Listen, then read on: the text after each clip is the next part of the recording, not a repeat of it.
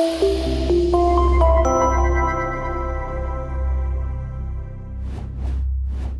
right, good morning, everybody. Howdy. Welcome back to another Wednesday class. This one I wanted to talk about how I would sell or buy a condo here in Florida, not just Southwest Florida, but anywhere in the state. There are a couple of statutes that we have to pay attention, some disclosure issues that we're seeing a lot here recently after some of the more recent storms. And a couple other things that I want to get into, specifically the difference between NABOR and FAR and kind of how you might want to think about this stuff. What would you say, Dad? What would the percentage of condos versus single family home? Is it 50-50 maybe? Is it that high? I think so, just because of the price point. Yeah, so it tends to be a more affordable way for people to get into the market.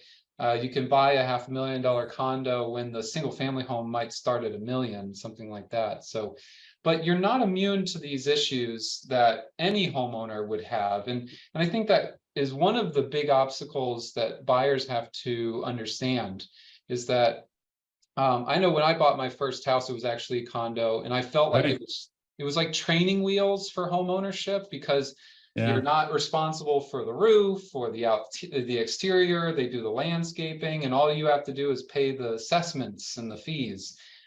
Well, it is like training wheels, but what it does is you still have to pay attention to the road. You still have to be looking. You have to make sure that the association is maintaining the roof, is maintaining the exterior, that they're not deferring maintenance. And so there's a lot of questions about that. You have some responsibility, but not all of it. It's almost like an indirect responsibility, right? You had it with your roof.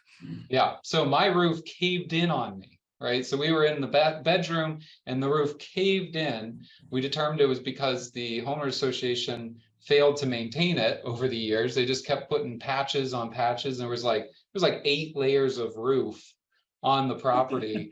By the time it caved in on us, it was such a mess. Jerry, how are you? It's Jerry. He's connecting to audio. Once he figures it out, we'll get you back on here, Jerry. All right, so we're talking about condos. The key in Florida, and this is going to be different than any other state, is that there's a condo statute. And the condo statute requires a condo review period. Now, developer condo review periods, that's when you're buying a brand new condo from a developer. That's 15 days. We'll put that to the side. It's a longer review period, but for resales, how many days do you get that as a resale? 3 days after the execution of receipt of the documents or execution of the contract. Perfect. All right. So 3 days, condo review period.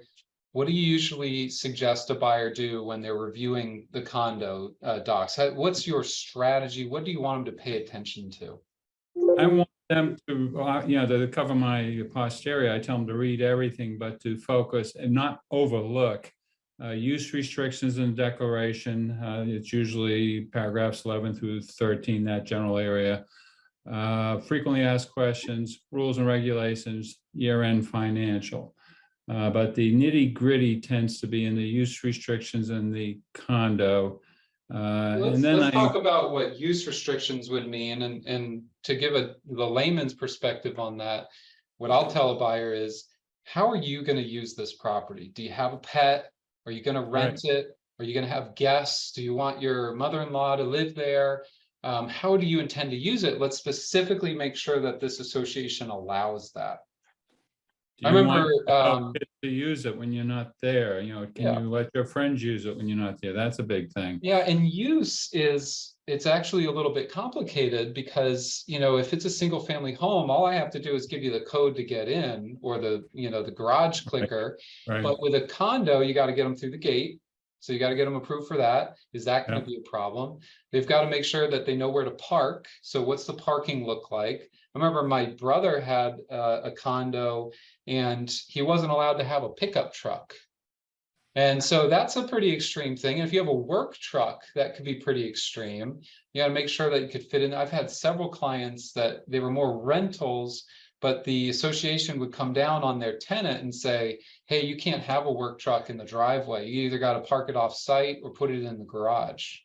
That's a pretty extreme example, but it very much happens around here. I think the most extreme I've seen is they'll prohibit specific models of vehicles like El Caminos and things like that.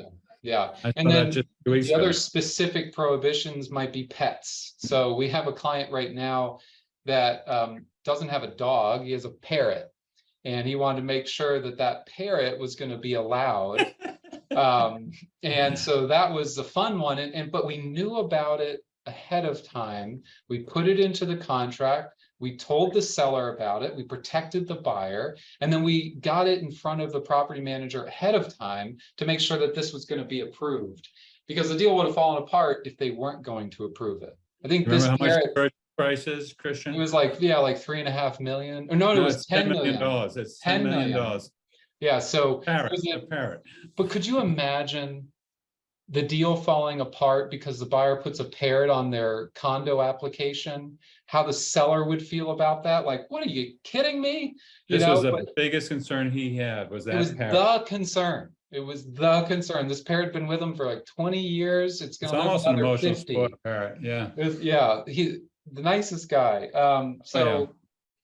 The use restrictions, that's what we're talking about when we're talking about uses. I had a client that had 3 young kids, and they wanted to make sure that that wasn't going to be a problem. They specifically looked for a property, and Dad, this one's a fun one. They looked for a property that wasn't 55 or older, that it was, it was just a normal condo. Right. And they were attorneys, and when we looked at the use restrictions, it actually said no children under 15 years old ever. Or it was a very limited thing. It was like, you can't have a child under 15 for more than 15 total days in a year, in a calendar year. And it was specifically related to, like, you could only have them there during Christmas, Easter, or 4th of July. It was really weird. And so we brought that to the attention of the board, to the seller, and we said, hey, what is this? Because it's actually unconstitutional. Yeah. Unless it was a 55 and older community, they can't restrict that. Age is a protected class. You can't discriminate against the children, basically. Now, the association, to their credit, said, oh my gosh, we're embarrassed. We haven't updated the condo docs in 50 years. We'll have an attorney look at this immediately, but please put it on your application. Let's get it approved. We welcome your family. We've always wanted kids here. We're excited to have you. That deal closed, but not without a little bit of heartache in the meantime. That was a fun one. The first thing I usually notice with that is the condo docs are 50 years old. I mean, how often do you see that? It's pretty rare.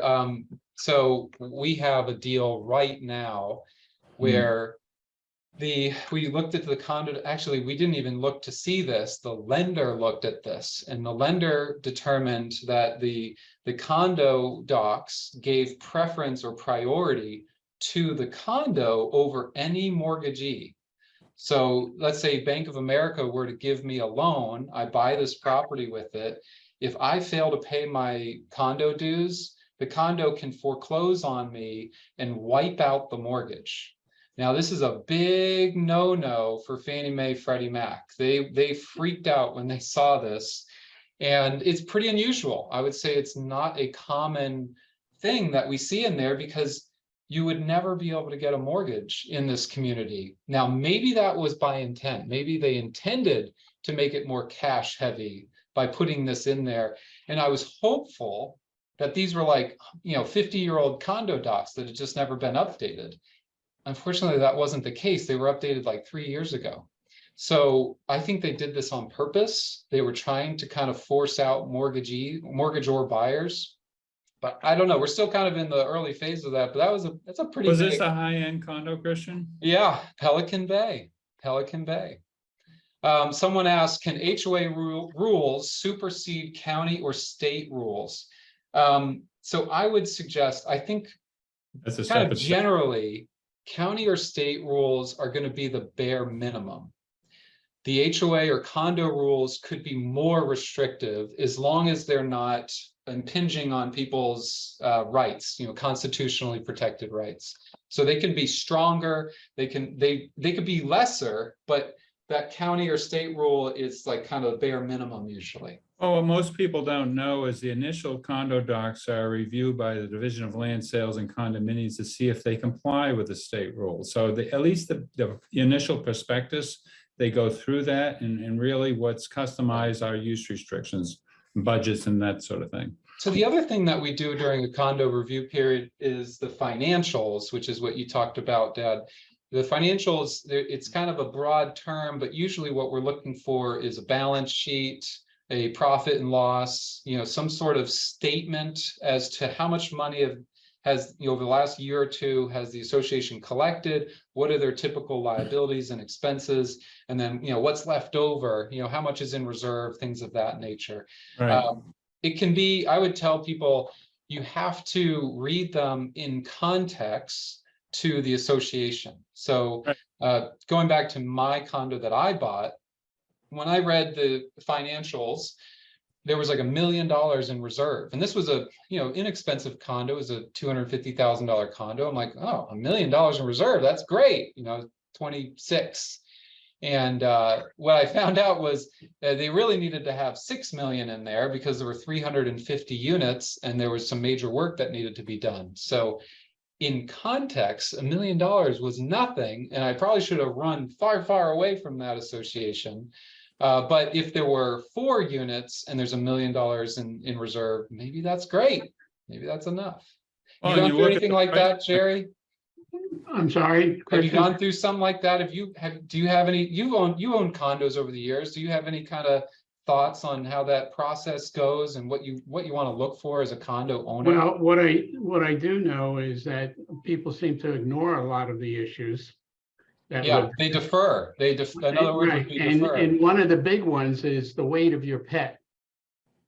I mean, it's a dead giveaway when you see a big dog and the master is riding it, and it's only supposed to be 15 to 20 pounds. Okay. Right. But it happens all the time. Yeah. And I'm waiting for a committee to be established with a scale to run around and weigh these dogs or the animals. So I'm glad you brought that up. That's how Jerry. absurd it is. Why have that? I mean, I'm glad you brought that up. Okay, so I had a client call me just the other day. It was probably Monday, and he's buying a condo on Marco Island, and he said, I have a pet. I want to make sure that the pet's allowed, but in walking around, everyone's got a dog, so it must be allowed. And so we pulled up the documents, we looked at the use restrictions, and it says pets of any kind are prohibited. And so so the buyer's like, yeah, but everyone has a pet there. Like, well, everyone's breaking the rules. All it would take is a new board to come on and a new property manager, and then all of a sudden they start enforcing it. Maybe not overnight, but they could really make your life hell. You wouldn't like that very much.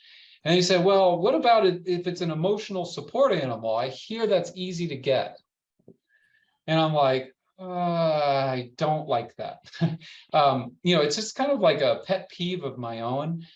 Yes, you could probably get that emotional support certificate, and the board will have a hard time refusing it because they don't want to get sued for discrimination or fair housing law violations. But how far are you willing to push it? I want you to buy something that you're actually allowed to be in. It kind of reminds me of when I used to rent an apartment, and I didn't want to tell the landlord that I had a dog because I didn't want to pay the deposit, the pet fees and all that. It's no way to look. It's kind of like when you're a big speeder, you like to go fast and you're always looking over your shoulder. Is that a cop? Is that a cop? It's not really a good way to live. I don't like that very much. So someone asks, I'm pending on one property, have one new listing, where in both cases, the previous property manager was fired, and they both went to the same new property manager. In the case of the pending condo, the previous manager let the insurance lapse. That's a problem. In both cases, it's difficult to get the documents as they say they didn't get everything from the previous company. All right, it's a great question. This is all important, right? What if I'm having trouble getting the condo docs? and Dad, you'll have to back me up on this one. The Back you up, Kristen. statute is unwavering. Right. You have to give the buyer the documents, otherwise the buyer can terminate. There aren't any excuses, right? Even if they don't exist, we've had condos that don't Even have. if they don't frequently asked exist. questions. Yeah, so Yeah. the problem is in these situations is that you just have to educate your seller. This is okay, but the downside is if the buyer wants to walk away, there's nothing we can do to stop them. Right. And sometimes that's all you can do. The other scenario, the more likely scenario that we see a lot of times is, hey, I've got the covenants, I've got the bylaws, I've got the FAQs, but the financials are from 2020. They're 3 years old. We've had a hurricane. Yeah, pre-hurricane, you know, they're not updated. What do I Right. do? Do I, you know, can the buyer put off signing some sort of receipt, or, you know, does the continuation of that period, the condo review period, continue?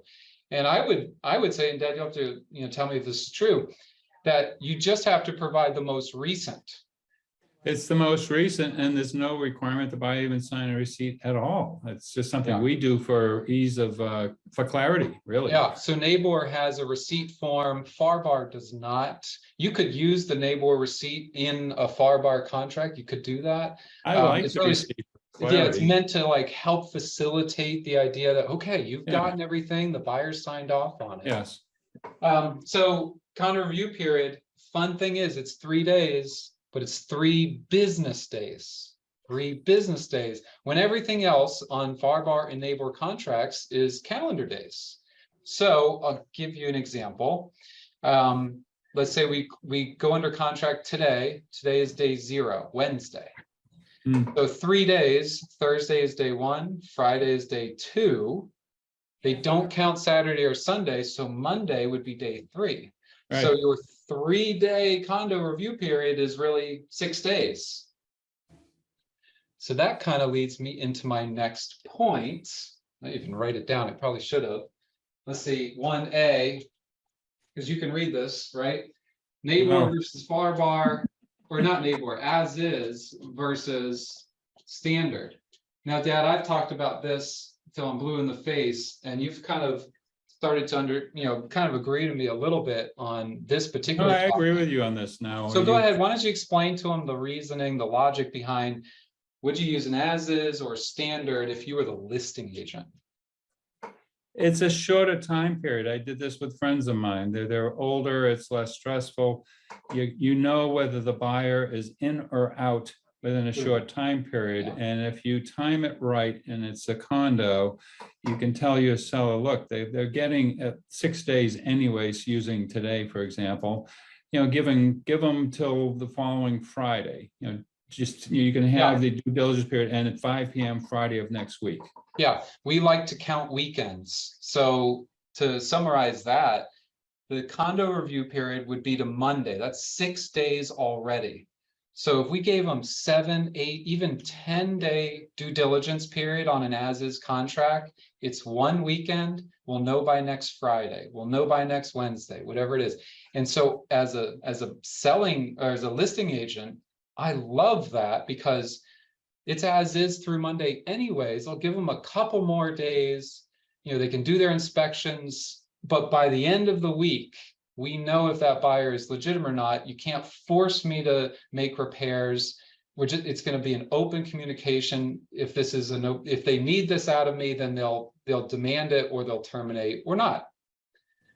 Jerry, have you ever thought about it that way where, if it's a condo specifically, maybe you just tack on to your condo review period because you're in it anyways as an as-is? I mean, there's enough things to argue over in contracts anyway. That seems to me to be a good thing not to argue over if you're the listing agent. Yeah. Standard contracts are harder to mediate, in my opinion.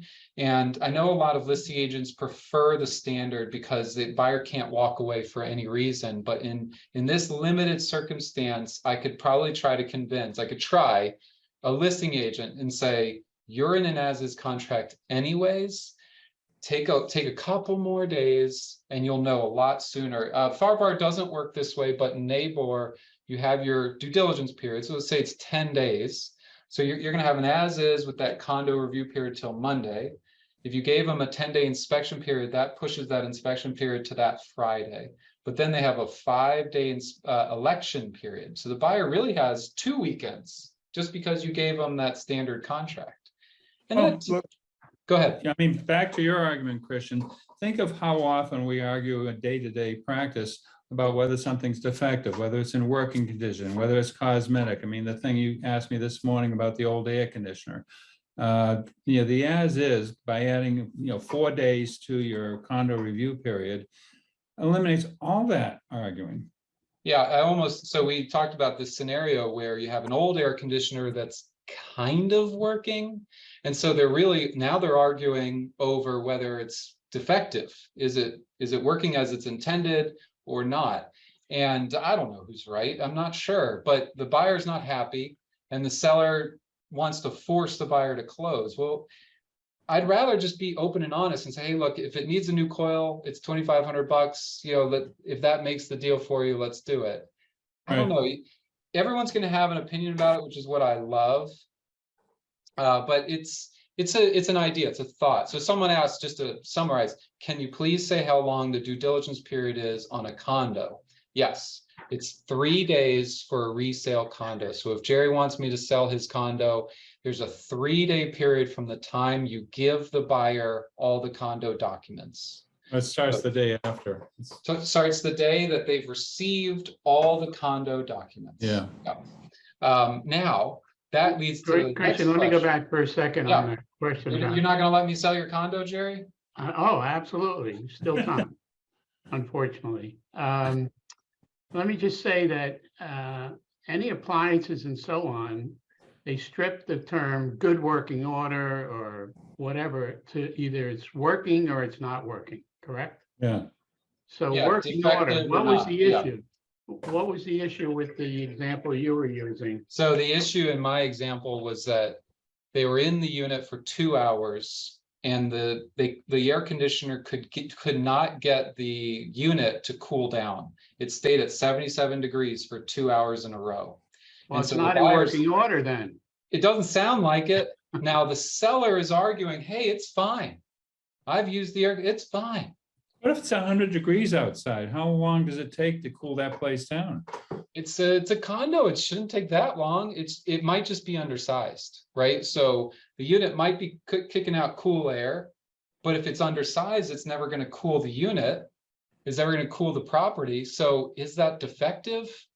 Probably, I don't know. Oh, and to make it more complicated, this particular inspection report recommended further investigation by an HVAC specialist. So you're getting an inspection report from somebody who's not an HVAC specialist.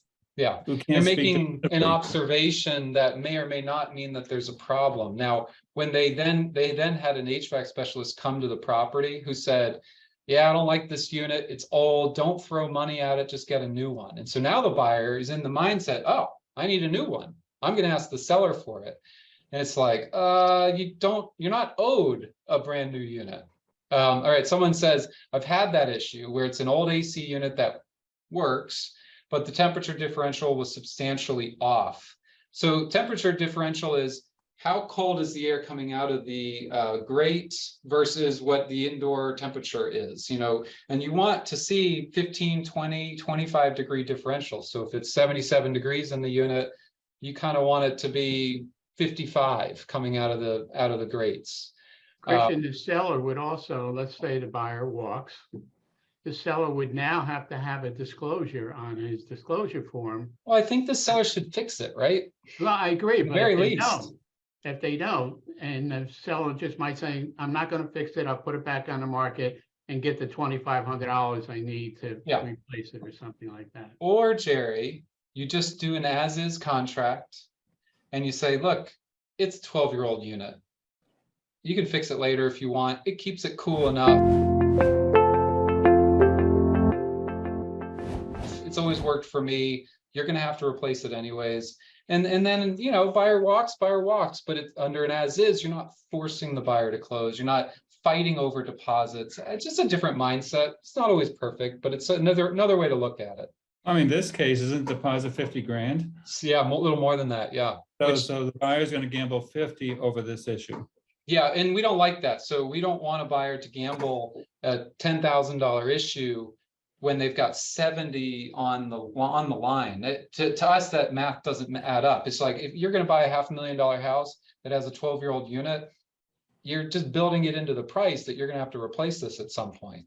You know, hopefully not soon, but maybe you will.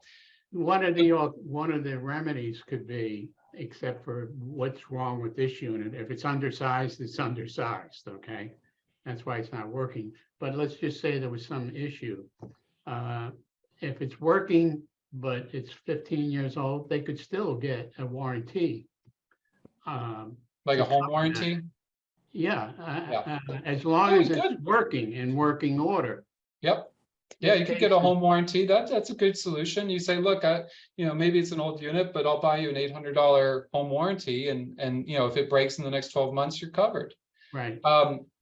To another point that I want to touch on really quickly, we talked about briefly that the 3-day period starts when you receive all the documents. As a listing agent, you should already have the documents. You're putting the property on the market, you're taking pictures, it's in MLS, you're accepting offers. You should have already done that work. You should have the condo docs. It should be, double checked and triple checked. And then when you go under contract, you immediately send it to the buyer and say, please confirm receipt. Some people will also put it in MLS. I have no problem with that, but if that's something you want to do, that'd be fine. Someone asked, will you discuss the loan approval period on an as-is contract? Does loan approval mean the loan has to be clear to close? It's a totally different contingency. The loan approval on an as-is works the exact same way on a standard. It's a separate paragraph in the contracts, both FAR/BAR and NABOR. So it doesn't change the math. In NABOR, it's probably a more detailed conversation for a different class, but it's the exact same language, whether it's as is or not. Someone else asked, I thought condo review period started the day after receipt. It's the day after. It does. And Susan, it absolutely does. But the way I think about it is you start with day 0, which is the day you received it.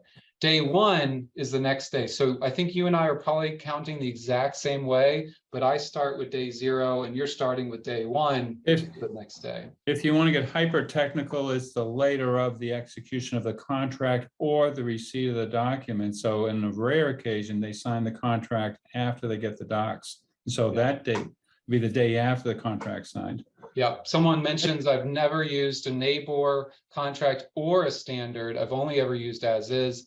I don't blame you. I like the as is. I did a previous class where we said one of the concerns I always have is, did I tell the buyer everything? Did I educate them correctly, or was I having a bad day? And it's easier to mess up a standard contract than it is an as is. But some listing agents won't accept an as is, and that's our reality. It just happens. Oh, there's a feeling that the as is fall apart more readily, but boy, we must spend half our day just arguing about inspection issues, disclosure issues, and as is makes it a lot easier. I must admit, especially a short period.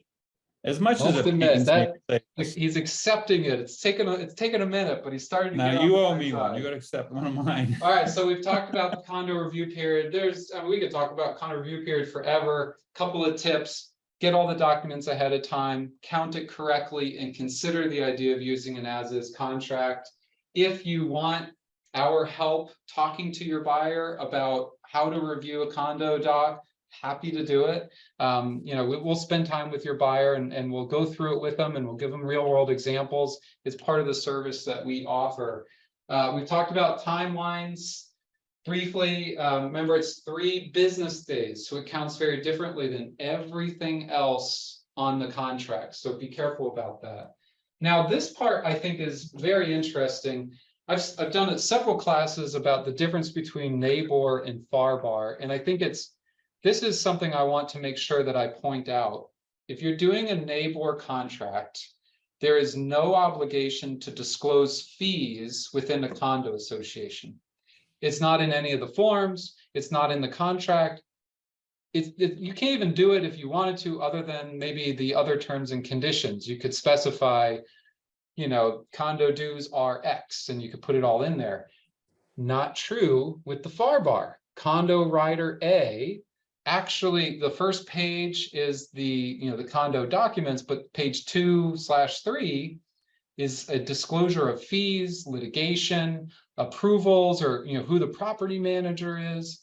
And so I want you to be careful about that, because statute doesn't require a seller to disclose condo fees, but the FAR bar contract, the rider A, does. It doesn't require it, but it has it on there. So if you didn't disclose it, it could put you in default or cause you some issues. Did you ever run into that difference, Dad? You ever thought about that? I thought that was— Oh, the big thing I run into a lot is page 2 in the FAR bar requires them to disclose pending special assessments, things that have been on the agenda in the last 12 months or under discussion in the last 12 months. So that eliminates a lot of headaches you and I run into. Yeah. It requires. Let's give an example about that. You and I, Dad, have talked a lot about disclosures recently, because there's some lawsuits that have come through about water intrusion and some of these things that may not be readily apparent, may have been remedied, but could potentially still get you in hot water if you didn't disclose this. Right. So one of the safety measures is that 12-month disclosure of meeting minutes. You say, hey, look, here's everything that's gone over in the last 12 months. Read it for yourself. It also is a requirement under the contract for determining special assessments and who's obligated to them. Right. But it's part of the disclosure. It might be a good thing to just keep your seller safe, is to disclose it that way. And you had a couple, Christian, where people didn't attach comprehensive right A, and that invalidates the contract. You need it gives the buyer the language. right to terminate. Yeah, it's almost as if you didn't disclose any condo docs, because you didn't tell them about their 3 days. You didn't disclose that they have the right to terminate for 3 days. So now they have the whole contract. Kind of messy, for sure. What it does is it steals your leverage away, that you thought you had a deal, and all of a sudden the buyer gets to renegotiate last second. It's definitely tricky. So NABOR versus FAR bar, just wanted to point out, condo, FAR bar, you're going to disclose fees, but the condo statute doesn't require it, and neither does NABOR. So it's a little weird, and HOAs are different. HOAs are different from that. So there we go. Disclosures we touched on briefly. Now, Dad, you and I are writing an article that's going to go out this weekend. If you're not on our reading list, you'll be able to, you can email me and I'll add you onto it. But we send an email every Sunday, usually Sunday morning, just kind of getting into something that's triggered our thought process, something we've seen recently. And the one that we're writing is about condos, but more specifically disclosures. And try how that goes through. So this will kind of tie into what this video was about today. But disclose, right, Dad? Absolutely. All right. Prior to listing, we talked about as well. We've got a couple other questions I wanted to talk about. Let's see if I can get to them. Best practice in getting the docs before the listing. Yes. Who should I call and who do I confirm this with? So this is a little tricky. Some associations are really on top of it. Other associations aren't, and it can be really hard. And one of the undercurrents of this is that property managers can be a little prickly, and they don't seem to like lawyers or realtors. It's not Nobody good. likes lawyers or No one likes lawyers or realtors, but especially property managers. They just see us as a nuisance. So if you have a nice association, you should be able to get everything from the property manager, bylaws, FAQs, financials. You're going to need to, but a lot of times you have to do it through the seller. So if the seller is the owner, they're the member, they have the right to ask for the stuff. They might even be able to get it online if they have a portal. So that's usually what I would push for, is you have to put the onus on the seller and say, look, I'm going to help you. I've already reached out to the property manager, but I want to work in concert with you. I want you to follow up, and I want you to double check everything. And then as a buyer or even as a listing agent, you can always ask us to double check something if we see something sideways. One thing that we've seen recently, Dad, is the governance form. There is a new one. What was it, 2020, 2021? Yeah.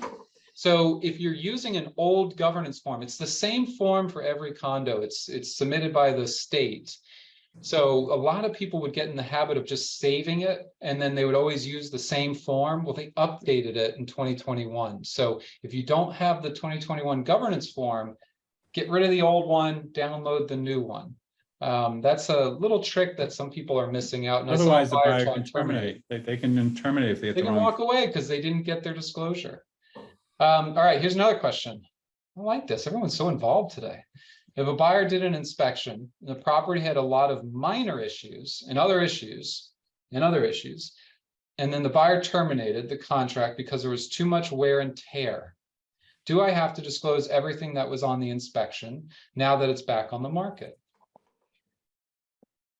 It's a great question, because there is the bare minimum that we are going to say you need to do to comply with the law, with case law, and with getting your client out of, like a real problem, a known issue. And then there's the forms, which NABOR and FAR draft to help you complying with that law. But then there's covering your butt, right? You talked about that earlier, Dad. Over disclosing and preventing a buyer from making that same argument again later, or the next buyer. It's kind of just, how do you kind of dance between all of them? Well, some of these things could be the tip of the iceberg. So you cannot trust that these are just minor issues. We see this quite a bit. We had a minor termite, we had some minor mold. Then you find out there's a much bigger systemic issue with either one of those. So you can't believe that. And guess who will be blamed if it is a major issue later on? It'll be the realtor and the owner for not disclosing. Well, and it will. It's kind of like a headwind to come up against. My daughter's big into sailing, and she's like, if I'm coming up against a big tidal wave or like a strong current, I'm not going to get anywhere. It's going to be really hard to sail. I would draw that same analogy. It's like, if you're going up against a bunch of minor wear and tear stuff, you have to price it with that in mind. You have to over disclose and even specify a list. Here's the age of all the units: washing machine, 12 years old, dishwasher, 13 years old, HVAC, 20 years old. Like, you can go above and beyond. It doesn't have to be a formal disclosure, but you might need to point it out so that the buyer can't use it. I would absolutely do it. I mean, they're going to see it anyways, and they're going to think you're deceptive, and that's going to color the rest of the whole transaction. Yeah. And one thing that I see a lot recently is the pool heater. So this comes up, I don't know, every week or two, where the seller never uses the pool heater. They haven't turned it on in 8 years because the last time they used it, it didn't really work. And then they go to list the property, they sign a standard contract with a buyer, and the buyer demands that the pool heater work. And it's like, well, it hasn't worked forever. Why do I have to pay that? So that's a really tough one. I would say, number one, if it doesn't work, remove it or replace it. And number two, if it's just old, have some way of disclosing it, sharing the age of all the appliances. Hey, before you go under contract, just so you know, the appliances are older. You're going to want to replace everything. The seller's not really going to be, fixing everything. You got to kind of keep that in mind. So, and you don't want to forget that line 315 in the NABOR contract. If it's old, they don't get brand new hot water heater. And Jerry, we talked. You asked about that example with the old air conditioner. The NABOR contract, which is what this deal is under, line 315 says, "In no event shall the seller be responsible for more than the unit would have been worth if it was in working condition." So, what is a 12-year-old 2.5 ton air conditioner worth if it was working? A few $100. Yeah, maybe 500, 1,000, 1,500. Some carpet wrap. There could be some parts. So let's say the air conditioning was broken entirely. It was unfixable. The seller could argue, all right, it's a defect. I get it. But what is a 12-year-old HVAC worth that's 2.5 ton train or whatever? I can go on eBay and see if one's for sale. But really, you're just gonna negotiate a price. You're just gonna be like, all right, I'll give you $1,500, and the buyer will say, no, it needs to be $2,500. Dad, you and I always talk about kind of getting in front of it, being a little bit more generous than you contractually have to be, so that the buyer can't come back and fight and hire attorneys and make it very contentious. It's worth paying a little extra for the goodwill You kind of get more by giving a little bit, especially the higher the price point. You do not want to be giving zero to a guy who's buying a $2 million condo. It just goes over badly. What did Earl Frye tell you? Because I kind of really liked it about both sides have to win. Is that what it was? Well, the perfect settlement is when neither side is entirely happy. That's when you know you hit the sweet spot. He said, you got to leave a little bit in the deal for the next guy. Yeah. And we're not saying you have to give it away. We're just saying, Jerry, and this is interesting on that example, the seller came back and said, go to hell. I'm giving you 0. Big goose egg. HVAC is fine. Temperature differential is fine. Just an old unit. And the buyer lost it. He was so angry. And, you know, he's hiring lawyers and he's thinking about this and he's just going off the deep end because the seller told him to go to hell. Basically, I mean, that's the inference, right? And so that's what we want to avoid. Even if it's kind of working, if the buyer's freaked out about that one thing, say, look, I don't really owe you this money, but I'm happy to give you something. I'll pay for a home warranty. I'll do this. I'll cover you somehow just so that, you know, hey, I want you to be happy. I want you to like this place the way I have. Not everyone. You know what happens once in a while, Christian, with this? And it's, you get one thing and the seller says, go to hell to the buyer, and the buyer's levitating. And I'll say to the buyer, and sometimes you see it, the seller might be trying to provoke the buyer into terminating. They might have another buyer. Yeah. And or they want the deposit, or they don't like their realtor, or they're just frustrated. We had a deal maybe a month or two ago. Buyer missed the closing date because of a lender. The seller said, all right, I'll give you 1 more week to make this right, but release the deposit to me. Release the deposit, I'll sign an extension. So they give them that 1 week extension. The lender misses it again, misses the closing date again. And the seller says, you know what? I hate all of you. I'm not selling it. And I've already got the deposit. And he just ghosted everybody. Fired the realtor, fired me. I didn't do anything wrong. I got him the deposit. But he was like, they're all frauds and I don't want to sell anymore. So you never know what's going to happen.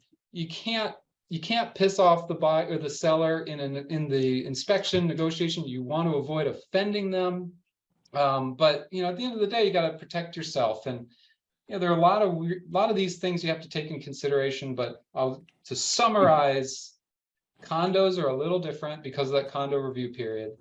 You kind of got to get in front of it a little bit, and you got to consider the idea of an as-is contract because it probably will protect your seller a little better, even if it also protects the buyer. I think both parties can get a little. Christian, working with the buyer and the seller, it's utmost important you understand what their motivation is for asking you to help them either buy or sell. And that motivation is what you go back to them with when you have issues like this. Oh, I use that a lot, Jerry. Pardon me? I use that a lot. I think it's a wonderful tool because they'll lose focus. Right, you're going back to telling them what they told you. Yeah. Remember, you had to be out by the end of the month. Now we're going to miss the whole thing over this $1,500. Yeah, so I know. And there's got to be a little cooling off period, even if it's overnight or something like that. Yeah, and let them think about it. And that goes to both buyer and seller. And seller. Both. It's a tool that I use a lot because, you know, I'll talk to buyers. Last year was weird because I had a lot of buyers that got very anxious at the last second. And I had this one in particular, he kept wanting to terminate. I think he emailed or called me a half a dozen times over 30 days saying, Christian, I want to terminate. Get me out. And I'd call him back and I'd say, you know, Joe, are you sure? It's like, I thought you wanted to be down in Naples. I thought you really, like, I'm happy to, yes. And you're going to be out on the street if you don't close on that. I don't get it, you know, but I'll remind him and say, I know that is moving very quickly. I know that it's stressful. He had a lot of anxiety, so it was tough on him, but I would just come back to him and I'd say, this is your plan, even if it's happening very quickly. You always wanted to be here and you've thought about this for 10 years. Are you sure? all right, let's see how the rest goes. Let's see how let's talk in a day or two. And we would just keep doing that. And then I talked to him just a couple of months ago, and he's like, I'm grateful that we did it. This last winter was beautiful. You know, it was stressful, and I appreciate you kind of holding my hand. He appreciated it, but I also started with, okay, we can terminate. That's fine. Are you sure? You gotta make them feel heard. You gotta make them feel heard. Before we go, one last question. Can I use a NABOR sales contract on a Lee County listing? Yes, you can. Yes. But I want you to be a little careful. That would be a little unusual, and I don't want your offer to get rejected or for a selling agent to look at you sideways because you required a NABOR contract. I think if you're working anywhere but Naples or Collier County, you really should be using a FAR bar. And if you're not familiar with FAR bar, stick to the as is, call us, we can help you through it, and just take your time. But generally, I want you using a FAR bar unless you're in Collier County. The NABOR contract has that weird little thing in standard E that the buyer selects the title agent, but the seller pays. So you don't want the listing agent with egg on their face, or the rest of your deal will be difficult too. It's a little messy. I had a deal where both parties, they weren't familiar with the NABOR contract. That it was like a buyer that wanted it, and the realtors didn't know it. They were very confused by it, and they made mistakes. And the mistake they made was that rider A, they didn't include it. And I had, you always have these weird conversations, these awkward conversations with the client who says, all right, Christian, who messed this up? Yeah. And I hate that. I don't want to throw anyone under the bus and say, you know what? I don't know. I don't know who messed it up. It's probably the other realtor, right? You know. Yeah, the other realtor. You don't want to be in that position. You don't want to look like, oh gosh, I shoulda, woulda, coulda. So keep it simple. Call us in advance. You don't have to have a signed contract to ask us a question. You can call or text us, but hopefully that helps. Jerry, thank you for joining. Good to see you, Jerry. All right, bye guys. Good luck. Go sell condos.